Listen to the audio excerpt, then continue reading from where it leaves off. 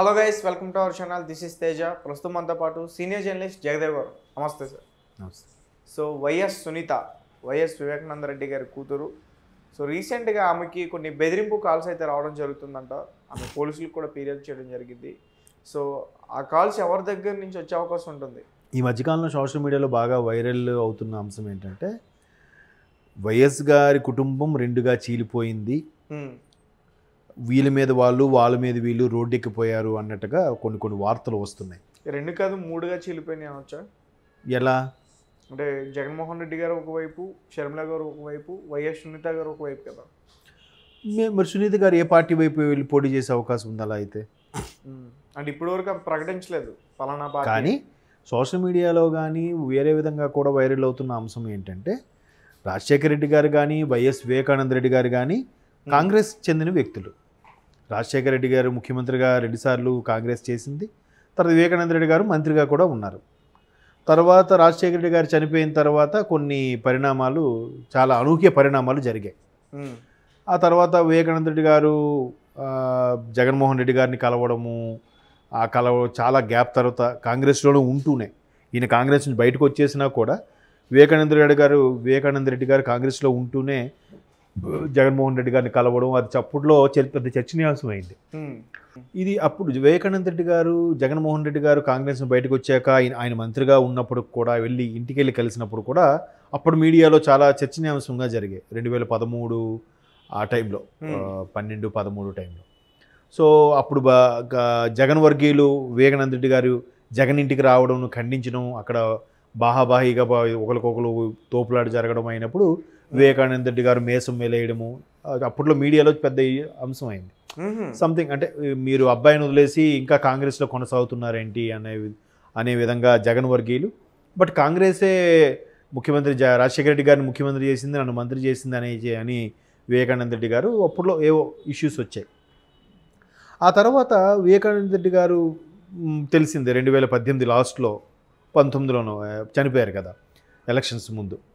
చనిపోయిన తర్వాత చనిపోయిన కూడా రకరకాల కథనాలు వినిపించాయి. హత్య చేయబడ్డారు వాస్తవానికి, కానీ బాత్రూంలో కాలు జారిపడ్డారని, స్ట్రోక్ వచ్చిందని ఏవో రకరకాల వార్తలు విన్నాం.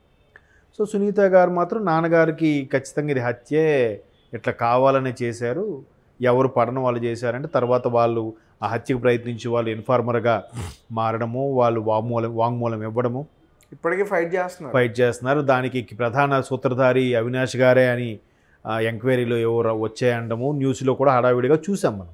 బట్ ఆయన అరెస్ట్ చేస్తారా చేయరా అని మరి ప్రూవ్ అయితే అవ్వలేదు. ఇంకా అవినాష్ రెడ్డి గారని ఆరోపణలు ఎదుర్కొంటున్నారు. ఇంకా అయితే సునీత గారు ఇప్పుడు అవినాష్ రెడ్డి గారు కడప ఎంపీగా పోటీ చేస్తే సునీత గారు కడప ఎంపీగా పోటీ చేసే అవకాశం ఉంది ఆయనకు పోటీగా అన్నట్టుగా ఒక వార్తలు ఉన్నాయి.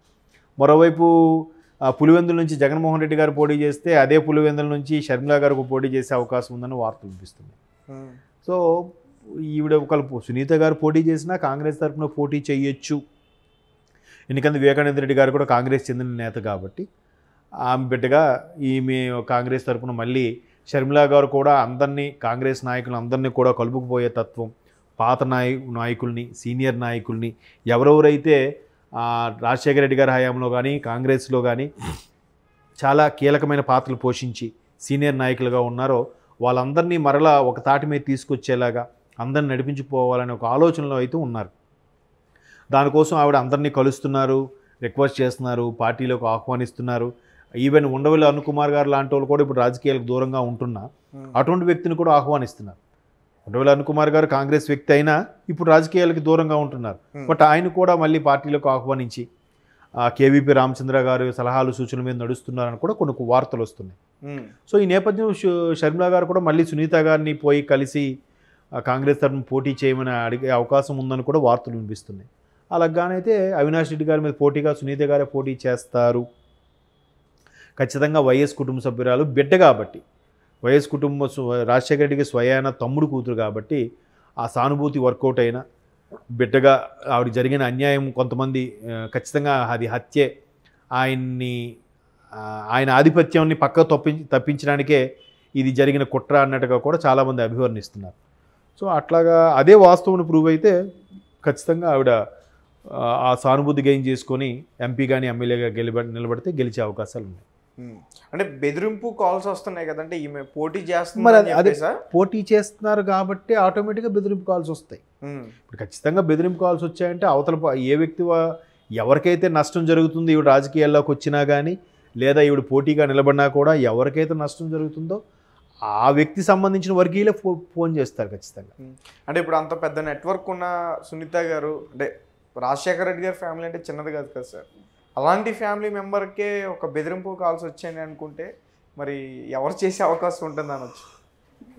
రాజకీయాల్లో అదే చెప్తున్నాను కదండి, రాజకీయాల్లో ఎలా అంటే ఆ వ్యక్తి వల్ల ఎవరికి లబ్ధి అని ఆ వ్యక్తి సైడ్కి వెళ్ళిపోతే మనకు క్రాస్ ఓటింగ్ ఉండదు, మన ఓట్లు మనకు చీలిపోవు అనుకున్న వాళ్ళు ఖచ్చితంగా ఆవిడ తప్పుకుంటే బాగుండరా మనకి పోటీ అవుతుంది అనుకున్న వాళ్ళు ఉంటారుగా.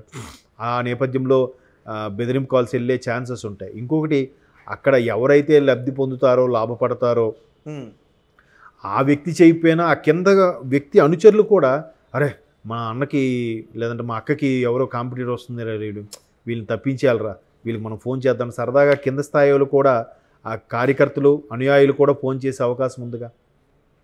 అవి కీలకమైన వ్యక్తిగా అవసరం లేకపోయినా కింద స్థాయి వ్యక్తులు కూడా ఒక్కోసారి చేస్తారు, అరే మా అన్నకి ఇది పెద్ద తలనొప్పిగా తయారైపోయిందిరా, లేదా మా అక్కకి ఈవిడ పెద్ద తలనొప్పిగా తయారైపోయిందిరా, ఈవిడ తప్పించేయాలరా, ఈవిడ తప్పించుకోవాలంటే మనం కనీసం కాల్ చేద్దామని సరదాగా. ఇవాళ రేపు ఏమవుతుంది, ఫోన్ ఎవరో డమ్మీ ఆధార్లో ఏవో పెట్టేసి సిమ్ తీసుకుని కాల్స్ చేస్తున్నారు, తర్వాత సిమ్ పడేస్తున్నారు కదా.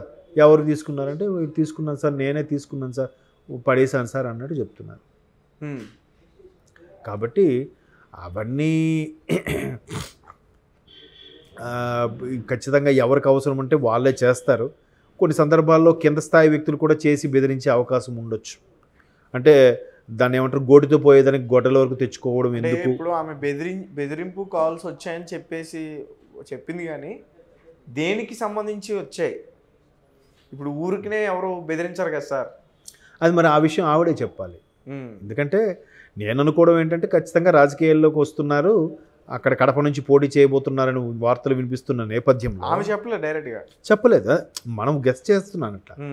ఆవిడ చెప్పలేదు కాబట్టి మరి ఆవిడ ఏమని బెదిరింపు కాల్సి వచ్చాయి, పోటీ నుంచి తప్పుకోమని వచ్చాయా, లేదా మీ దగ్గర ఉన్న సాక్ష్యాలు వాళ్ళ తండ్రి గారి హత్యకు సంబంధించిన సాక్ష్యాలు ఏమి ఉంటే అవి తిరిగి ఇచ్చేయమని వచ్చాయా, దేని గురించి విత్డ్రా చేసుకోమని వచ్చాయా, రకరకాల యాంగిల్స్ కదా. ఇది ఏదైనా కానీ ఓవరాల్గా మళ్ళీ అక్కడే కదండి, పరపతి డబ్బే.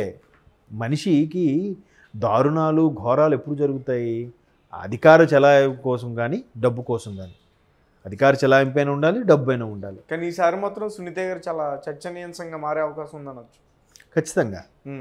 వైఎస్ ఫ్యామిలీకి చెందిన వ్యక్తి కాబట్టి ఇంకా తండ్రి హత్యకి సంబంధించిన ఎలిగేషన్ ఇంకా క్లారిఫై అవ్వలేదు కాబట్టి ఖచ్చితంగా ఒకవేళ ఆవిడ పోటీ చేసినా చేయకపోయినా ఆవిడ ఎవరికైతే మద్దతు ఇస్తారో అది కూడా కీలకమయ్యే ఛాన్సెస్ ఉన్నాయి. అక్కడికి షర్మిల గారికి మద్దతు ఇచ్చే అవకాశం ఉందనొచ్చా? అవ్వచ్చు, ఎందుకంటే షర్మిల గారు మళ్ళీ కాంగ్రెస్లో ఇప్పుడు పీసీసీ చీఫ్, షర్మిల గారు అందరినీ వివేకానంద రెడ్డి గారు కూడా కాంగ్రెస్ మంత్రిగా, మాజీ మంత్రి కదా ఆయన. కాబట్టి ఆ స్థానం మళ్ళీ అందరినీ కలుపుకుపోయి తీసుకెళ్ళే ఛాన్సెస్ ఉన్నాయి కాబట్టి ఖచ్చితంగా కాంగ్రెస్కి వెళ్తుంది. ఇంకోటి ఏంటంటే టీడీపీ జనసేన వేవ్ వీస్తున్నప్పుడు కూడా టీడీపీ జనసేనలోకి వీళ్ళు వెళ్ళలేరు. అవును, అయితే షర్మిలా గారిలాగా కొత్త పార్టీ మీద పెట్టుకోవాలి, లేదా మా పీసీ చీఫ్గా అలాంటి కాంగ్రెస్లోనే కలిసిపోవాలి కదా. టీడీపీ జనసేనకి వెళ్ళినా సీట్ ఇస్తారు అనేది కూడా అక్కడ ఇప్పటికే సీట్ల సర్దుబాటులో చాలా సతమతం అవుతున్నారు రెండు పార్టీలకు కూడా. ఎటువంటి కీలక వ్యక్తులు ఉన్నారు, పైగా ఈ వైసీపీ నుంచి జంపు జనాలు కూడా టీడీపీలోకి వెళ్తున్నారు. వీళ్ళకే ఇవ్వాలా, అక్కడ ఆల్రెడీ ఉన్న వాళ్ళకి ఇవ్వాలనేది బిగ్ క్వశ్చన్ కదా. అందువల్ల సునీత గారు ఖచ్చితంగా షర్మిలా గారితోనే వెళ్ళి పోటీ చేసే అవకాశం అయితే అనుకుంటున్నాను నేను. తండ్రి గారు ఎలాగో కాంగ్రెస్లో మంత్రిగా చేశారు కాబట్టి. Okay sir, thank you so much. Thank you.